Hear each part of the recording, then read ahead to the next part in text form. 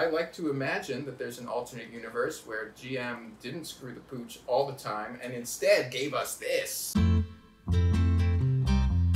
Hello and welcome to another episode of Auto Archives.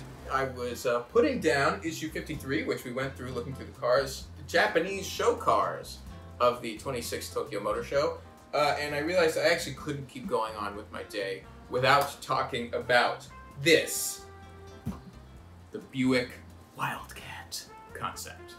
So the Buick Wildcat concept is interesting in that it is a super high-tech, advanced, experimental sports car.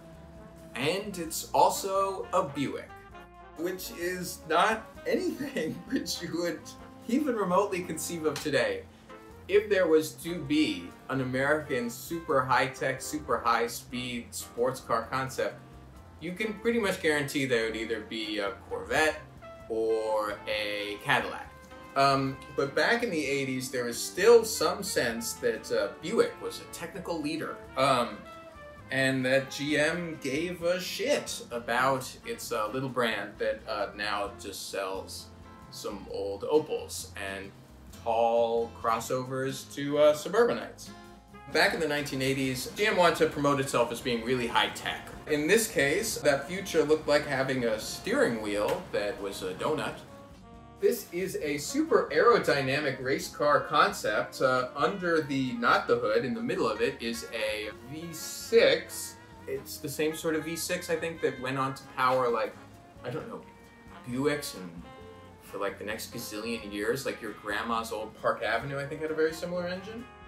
But it's kind of cool. It looks like a fish, and it's ultra aerodynamic, and it was a Buick, which is just really hard for me to grasp these days. There was a time when GM still had, even though it was losing market share rapidly, it still had money to burn, and that meant making this cool mid-engine race car concept.